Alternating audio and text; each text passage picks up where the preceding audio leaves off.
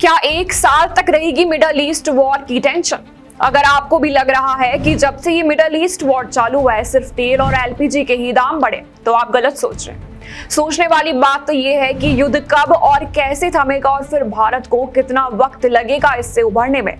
हालांकि अभी तक इस युद्ध को कुल 2 महीने भी नहीं हुए और अभी से इसने देश में ऐसी उथल पुथल मचा दी जिसका असर अब सीधे आपके पर्स से लेकर ऑफिस जाने वाले ऑटो के किराए तक दिखने लगा है। एनर्जी जैसे कि पेट्रोल, डीजल, एलपीजी और शामिल है आपका daily transportation, manufacturing cost, edible oil, restaurant menu prices, यहाँ तक कि आपके पैकेज्ड फूड आइटम्स। आज की इस रिपोर्ट में हम आपको बताएंगे कि किन किन चीजों के दाम बढ़े हैं और कैसे आपको थोड़ी राहत मिल सके। आइए आसान भाषा में समझते हैं कि कितनी बदल गई है आपकी दुनिया।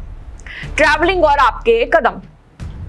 जहां जीएसटी अपडेट्स और त्योहारों के कारण ट्रांसपोर्टेशन की कीमतें बढ़ी थी और दिल्ली मेट्रो टिकट के दाम भी पिछले साल 1 से 4 रुपए भी बढ़े थे, वही इस साल अब तक 64 रुपए तक हो गए। कर्नाटक के नमा मेट्रो में तो 5% का हाइक हुआ है। वही ओला, उबर, रैपिडो के साथ ही ई रिक्शा पर भी दबाव बढ़ रहा है।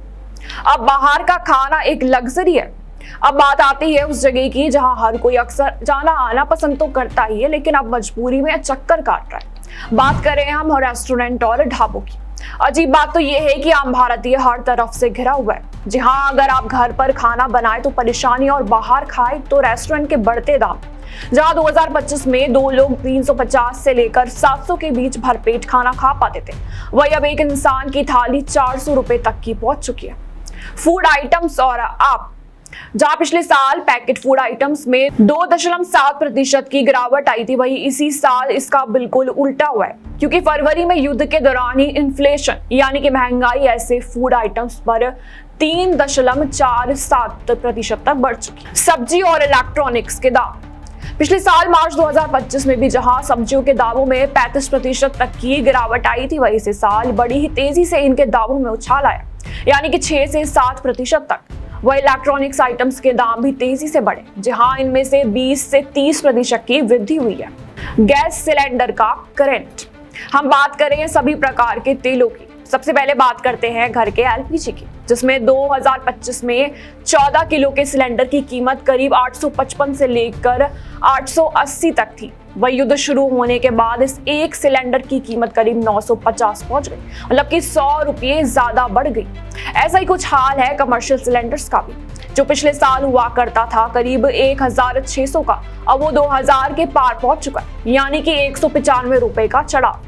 वही दूसरी ओर आता है आपका पेट्रोल और डीजल के दाम, जिसमें भी कुछ खास असर तो नहीं हुआ है, लेकिन 88 से लेकर 94 रुपये प्रति लीटर ही दाम है। लेकिन प्रीमियम फ्यूल के प्राइसेस तेजी से बढ़े। ऐसे में आपका कदम ये होना चाहिए कि आप बचत के साथ साथ एक प्रॉपर बजट भी बनाएं। पब्लिक ट्रांसपोर्ट का ज्यादा से ज्यादा यूज करें और ये शुरुआत ही है, आगे आगे देखना होगा क्या होता है। युद्ध कब थमेगा यह तो कोई नहीं जानता, लेकिन आप अपनी जेब जरूर बचा सकते हैं। Budget planning. महीने की शुरुआत में ही खर्चों की लिस्ट बनाएं और फिजूल खर्ची रोकें। Public transport. अपनी गाड़ी के बजाय मेट्रो या फिर बस का ज्यादा इस्तेमाल करें।